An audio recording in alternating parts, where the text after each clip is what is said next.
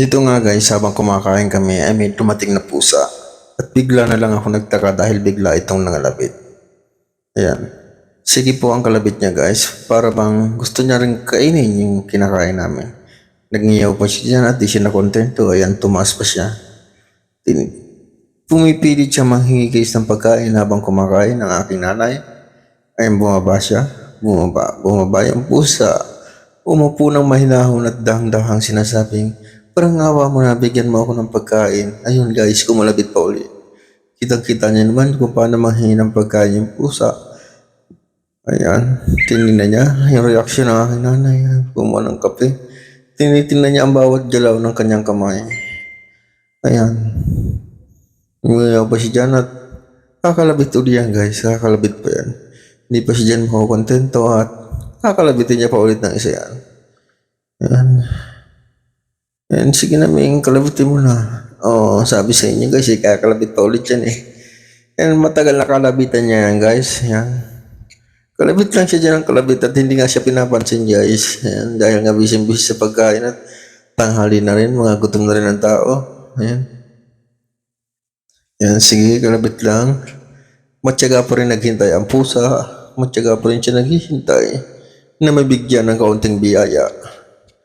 Ayan. Kita nyo guys kung ilang kalabit na ang ginawa ng pusa.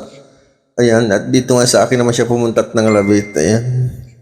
Ayan. Lumipat uli siya sa aking nanay. Doon na yung mga ngalabit uli siya. Bilangin nga natin guys kung ilang kalabit ang nagawa niya. Ayan na. Ayan. Hinihimas-himas niya yung buntot niya. So, kumalabit ulit guys. Kitang-kita nyo kumalabit ulit. Ayan. Kalabit lang, Ming. Tsaga-tsagaan mo lang. Makakamit mo rin ang hinihintay mong biyaya. Ayan. Sumampa na naman siya sa binte. Ayan. Ay, Ming! Ming! At di dahil nga guys ay kalabit niya ng kalabit yung pusa at di rin tayo makakatiis. Kaya ang resulta ay wait lang natin ng mga ilang segundo pa. Ayan. Ayan. Tingnan natin kung ano mangyayari sa pusa. Makakakain ba siya? Mabibigyan ba siya? Kung mananatili siyang gutom na nangangalabit. At dahil kaya guys mabait tayo ay ayan na, pagkatapos ng matagal ng pangangalabit ay binigyan na rin natin siya. Kain ng madami, Ming Ming. Ming Ming Ming Ming Ming. Bye bye. At kung naibigan nyo nga guys ang ating munting video ay pwede bang maglambing? Baka pwedeng pa-like, follow and share na rin.